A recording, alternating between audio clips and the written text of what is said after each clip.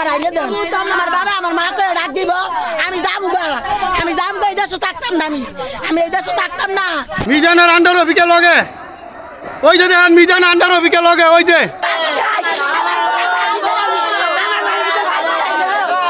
ছেলেটা কোনো দোষ নাই কোনো কিছু নেই গা একে নিষ্পাপ সরাসরি বুকে ঠেকায় গুলি করছে আমার বাবার আইলে দেন আমার বাবার আইলে দেন আমি কিছু চাই না আরো অনে ভাই তাই আইতেন ভাই তাই গুলি করে একবার এক পোলা একবার এক পোলা গো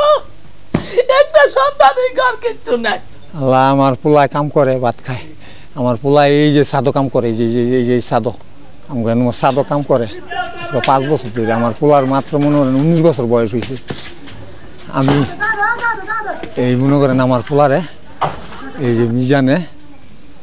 ওরা বাহিনী লয়ে মিজানে সরাসরি গুলি করে আমার পোলার মেরে লেছে উদাহুদি আমার পোলায় বেলে এই অগলগে কাজিয়াত করে আমার পোলার জীবনও কাজিয়া ঝগড়া করে না আমি প্রশাসনের সূক্ষ্ম বিচার চাই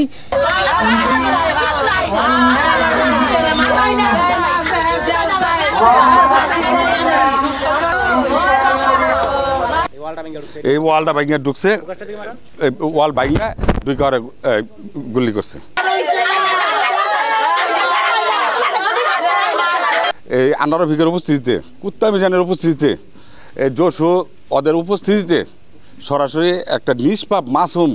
ছেলে সরাসরি বুকে ঠেকায় গুলি করছে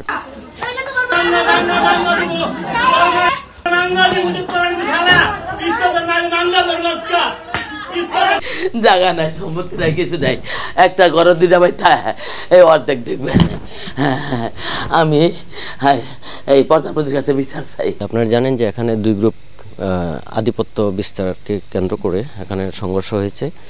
আমরা খবর পাওয়ার সাথে সাথেই পুলিশ এসেছে আর আপনি যেটা বলেছেন যে পুলিশ প্রশাসনের সামনে এটা ভুল কথা আমরা আসার সাথে সাথে আমরা আমাদের 12 রাউন্ড গুলি ব্যবহার করেছি পরিস্থিতি সামাল করতে এবং আমরা আসার সাথে সাথে এই পরিস্থিতি উইদিন ফিউ মিনিটস যে পরিস্থিতি নিয়ন্ত্রণে নিয়ে আসছে আর হতাহতের যে ঘটনা আমরা আসার আগেই ঘটনা ঘটেছে এটা আপনি যেমন শুনেছেন আমিও তেমন শুনেছি এটা নিয়ে বিস্তারিত এখন পর্যন্ত জানা যায়নি স্বাভাবিক আছে এবং আজকে রাতে আমরা এক্সট্রা পুলিশ রাখতেছি সারা রাত্রে পুলিশ থাকবে আশা করি ইনশাল্লাহ কোনো ধরনের সমস্যা হবে না।